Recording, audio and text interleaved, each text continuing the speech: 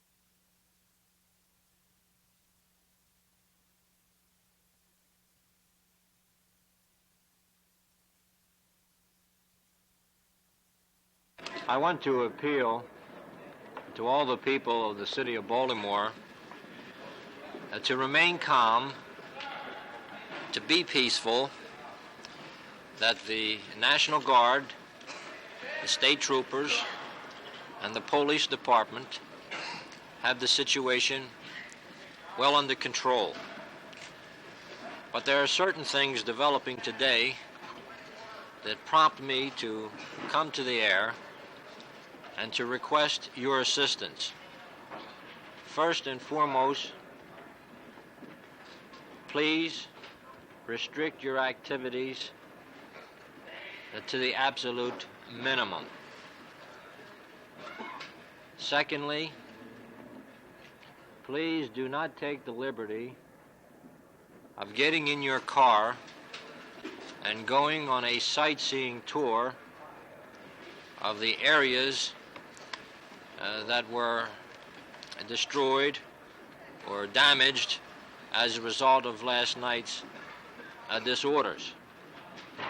This particular request is prompted because we are developing a traffic congestion problem in this area. Third, we in the government at all levels are in the process of making a critique to determine just exactly how many persons were killed. As of this time, it's 4, 3 that could be associated with the disorder by burning, the injuries, the arrests, and I'm also going to have to call on the media of communication, and I say this in the kindest of terms, to be specifically accurate in detailing certain of the data that is being disseminated to the public. One, for instance, was a report to the effect that there were 750 fires in the city last night, when the truth of the matter is that while we had a large amount, somewhere in the neighborhood of 250, it was 250 fires. Only a few of them were of, a real a major proportion. I'm in the process now of meeting with the Adjutant General.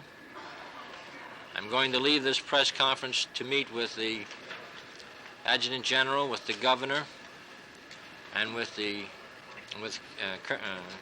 Chief Lally of the State Troopers to ascertain just exactly what will be our posture during the coming day and for the next couple of days.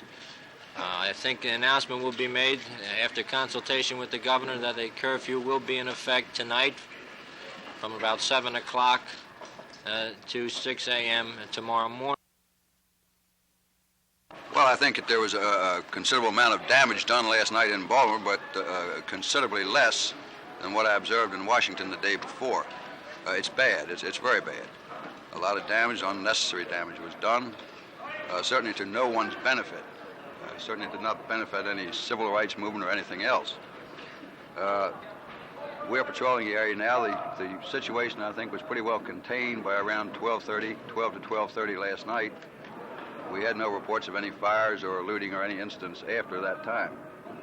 The situation in Baltimore right now, I think, is pretty much under the control of the National Guard and the police. What plans do you have for your men this afternoon and tonight? We certainly intend to keep them in action.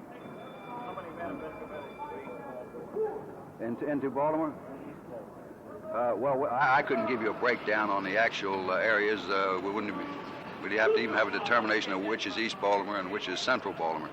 And we just soon not give the areas that thing because we're continually moving the troops. They're not placed in static positions. What is your total manpower availability? Better than 6,000. General, have any elements come in from outside Baltimore to participate in National Guard? No, I meant elements from that might be disorderly. Oh, yeah. You mean the so-called outside agitators? Yes. Right now, I feel very optimistic about it, and I don't think it's going to get any worse. I think it's going to improve from here in. Are there any reports of any looting or... Yes, there's been some. Of course, a lot of these stores are sporadic, hitting around the city, and stores that I don't think there's much new breaking in. But they have returned to some of the places that have not been boarded up yet, or which haven't been carried to Any increase to guardsmen at all? None whatever. General, where did the disturbance first break out? As my understanding, it was down in the Gay Street area. General, do you have a breakdown on injuries and deaths?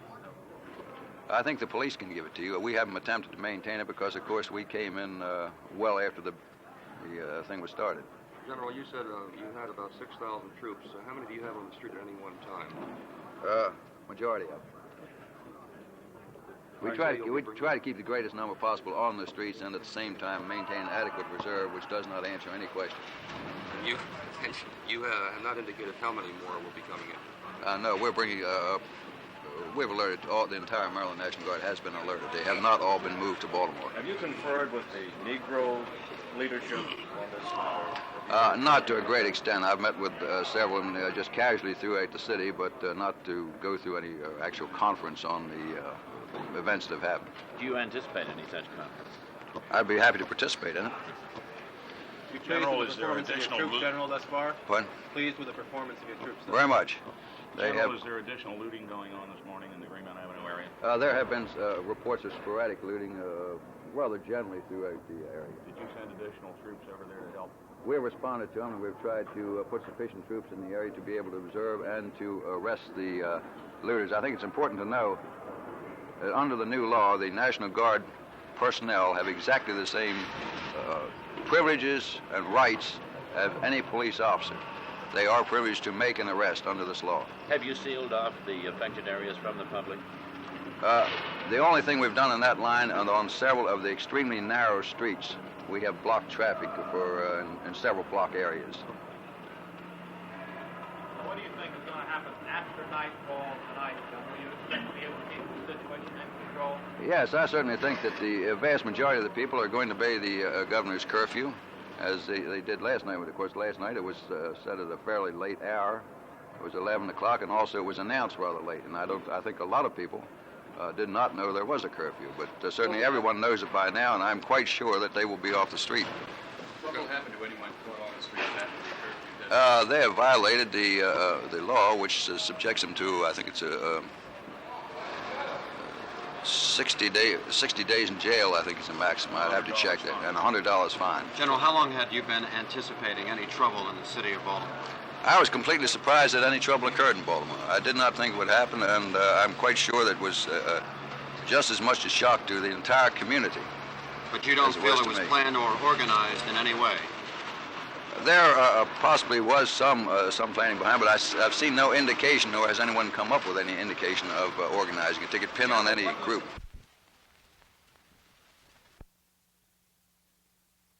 Tonight in Baltimore, we experienced our first significant disorder.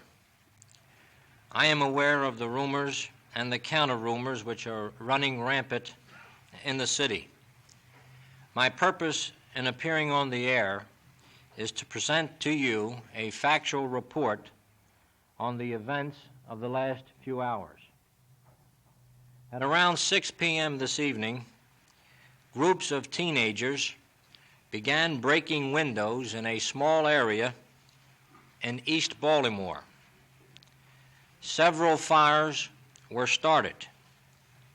For the most part, the destruction and disorder in our streets has followed this pattern. However, it has spread, and it has become worse. There have been, in addition to the acts of vandalism, some acts of looting, and some acts of violence. I am satisfied from all accounts that what has taken place was, for the most part, spontaneous. However, these spontaneous acts were supplemented by some obviously planned attempts to create trouble. These acts make no sense and serve no purpose except to bring further grief, further hardship, and further disorder to the people of Baltimore. In order to contain these outbreaks of lawlessness and to prevent further outbreaks, the following steps have been taken. 1, every available policeman and firemen in the city has been called into service. 2, to supplement their efforts and to prevent the further spread of disorder, the governor, in consultation with me, issued 2 proclamations. The first imposed a curfew which restricts people from being on streets between the hours of 11 p.m. April the 6th to 6 a.m. April the 7th. The second prohibits any person from carrying firearms or any other dangerous weapon or inflammatory item. It also prohibits the sale of gasoline unless delivered directly into the tank of the motor vehicle.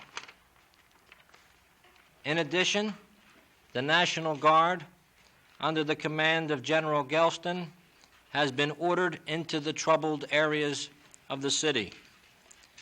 At this very moment, they are being deployed in our streets. I want to emphasize that the disorders have been confined to limited areas. For the most part, the city is calm and peaceful. In those areas of the city in which there is trouble, everything that can be done is being done. This is a time of trial and test for all Baltimoreans. I call upon all of you, my fellow citizens, to observe the curfew, to be calm, to be peaceful, and to have confidence that the steps we have taken can, with your cooperation, restore law and order and peace and peaceful progress in our city.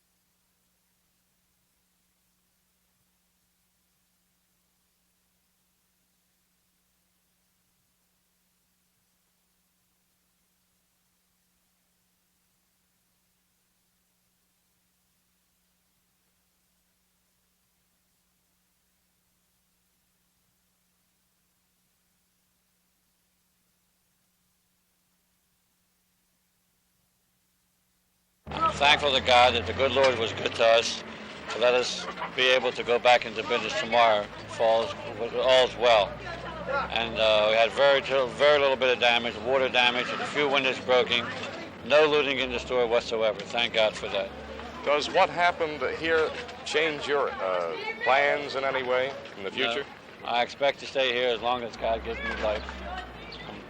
I know some of the neighbors are rooting for us that we should stay in business, and they don't want us to go away from here. And I can see by way of that our place was still maintained that they want us to be here. And I'm going to stay here.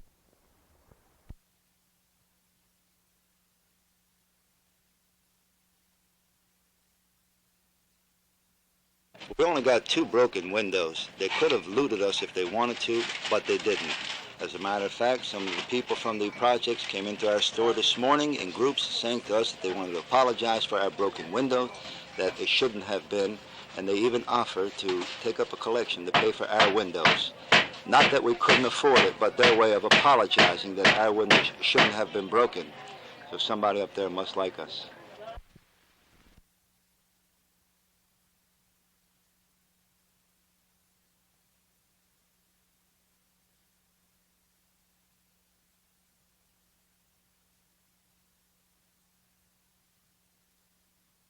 I think to me it means that like the end of my life, the end of the world. When you go in a place and you work for 14 years and try from from the bottom, and finally you try to make a living, and they come in 2 days and the wipe you out complete. Does this mean then that you are completely wiped out? That's right, sir. Everything we had in there we wiped out. For hard working 14 years, we remained with nothing. Completely wiped out. And you won't open again? No, sir. Will not open it. Will not get. Once I leave this corner, I will never come around this corner again. To be honest with you, I don't even want to see that corner anymore. I'm just scared of my own shadow. People that you worked with them and you trusted them and they came in and you felt that they're friends. Many of them owe me money. I felt they're my friends. And to go and to do things like this, I don't know what's going to be. I really don't know what we're going to do, how we're going to leave, how I'll get a job. I don't know what I'm going to do now.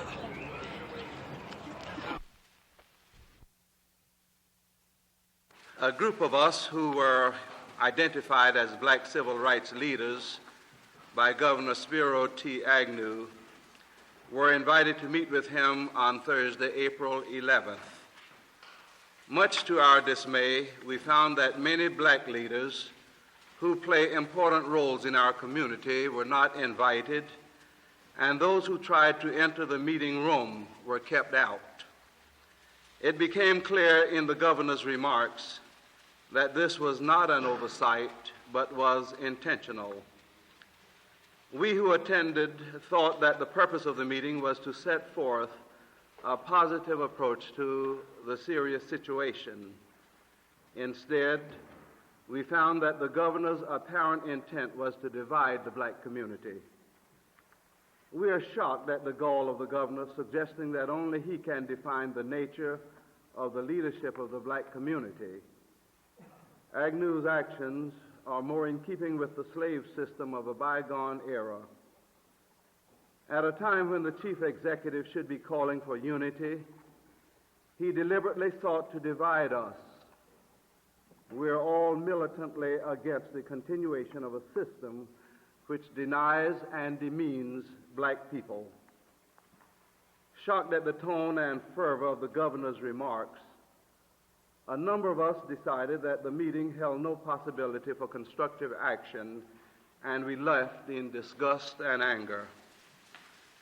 While indeed we were shocked at the governor's audacity and temerity at directing such remarks to those assembled, few of any of us were surprised at the tone the meeting took in view of recent actions of the governor in handling problem situations. We make specific reference to the governor's intemperate refusal to meet with students at Bowie College who were attempting in an orderly and responsible way to have resolved a number of serious and obvious problems at that institution.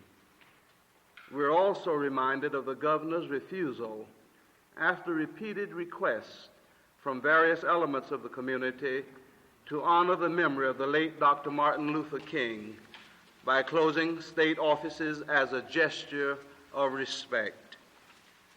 It is not our desire to fan flames of violence. We have worked hard to prevent violence, senseless killing, and the maiming of the innocent. To a man, we all work diligently in trying to bring about a situation of tranquility in our community.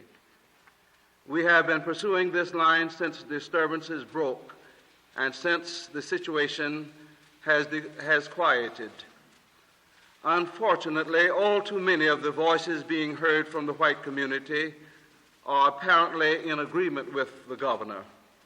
For example, the city comptroller, Hyman Pressman, made a shameful statement to the Board of Estimates this morning, but we have learned not to expect very much from him. We urge those voices of goodwill that are now existent in the white community to speak out urgently for justice, truth, and peace.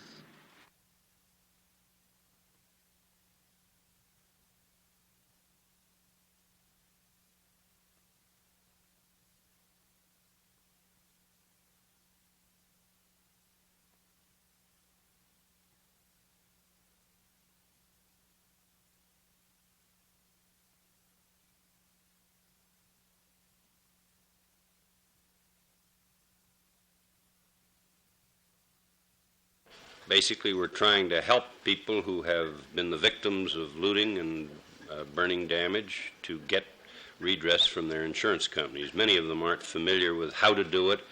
Our men, I think, can expedite their recovery. And where do you go from that point?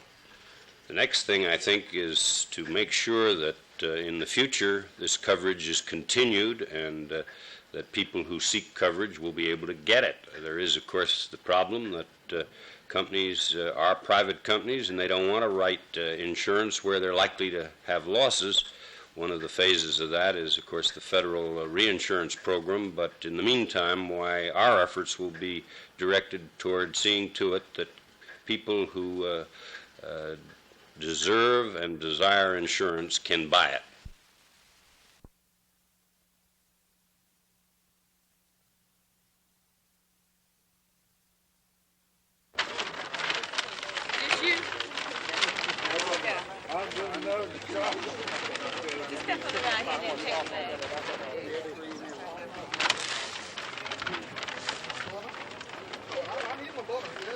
Be careful with your bags because they're kind of weak.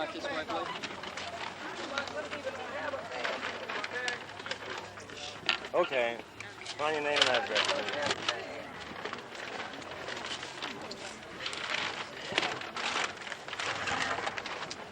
You got bread, chopped meat, you've got rice, dry green beans, and raisins. All the things you need to last you until, Mark's open tomorrow morning. Thanks a lot. How about keeping your line straight? That way we can get everybody through the line in a hurry, okay? I just want to make sure. Anybody in this line been burned out? Anybody have any sons or daughters or anybody missing? Okay, if you cooperate with us, we'll get you away from here in no time at all. Now that the acrid fumes of smoke have cleared away, and now that the reverberations from the sirens have ceased, I hope that the people of our city have learned something as a result of this terrible catastrophe. It should be crystal clear to everyone that this is a time where the responsible people of this community, both white and non-white, must see the urgency of sitting down together and ironing out our difficulties. No city, Baltimore or anywhere else in the nation, can ever hope to exist if we don't come to a situation where decent, responsible, God-fearing people run the community.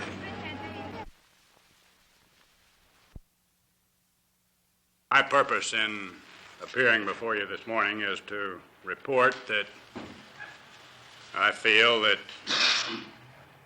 I have worked myself out of a job here in Baltimore. My mission, when I assumed command of the forces last Sunday evening, was to restore law and order to the city of Baltimore, and I believe that mission has been accomplished. I am told that the incident rate for the last 3 nights and 2 days has been lower than occur during normal circumstances. I'm sure that the mayor and the governor also agree with this assessment of mine that the federal forces mission has been accomplished. As a result, I expect that the federal forces will very shortly be withdrawn and that the National Guard will be defederalized. While I'm aware of this criticism, I think it's been from a relatively small segment of the population here in Baltimore. The application of force, or the degree of force, is of course a problem that any commander has to wrestle with in a situation of this kind, and I can assure you that I have wrestled with it constantly since I've been here. Obviously, the degree of force that needs to be applied is going to vary with every set of circumstances. Children would have been safe under these kinds of circumstances, neither would any home in the city.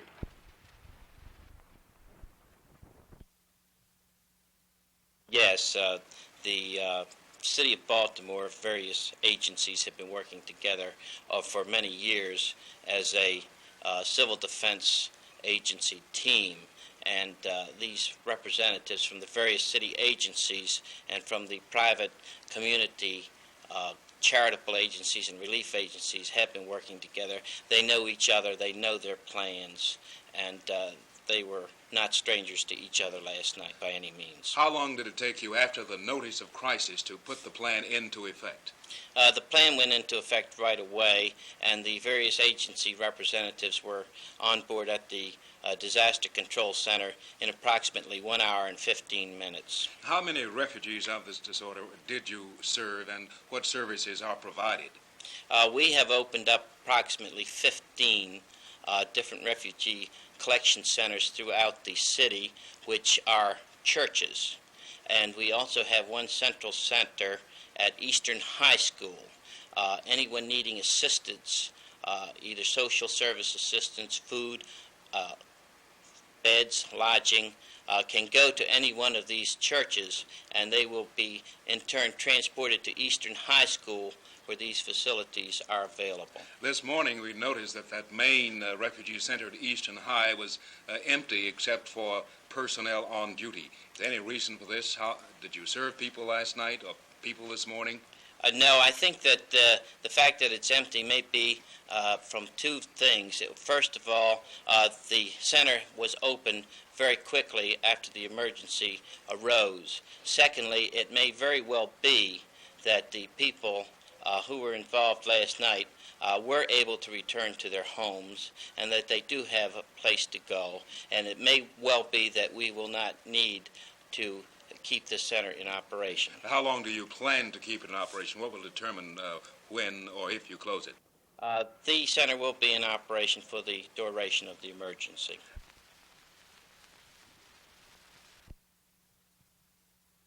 As I reflect back on the incidents of the last few days, I feel that my command here and also the people of Baltimore have been rather fortunate, particularly if we look at the circumstances that existed last Saturday and Sunday,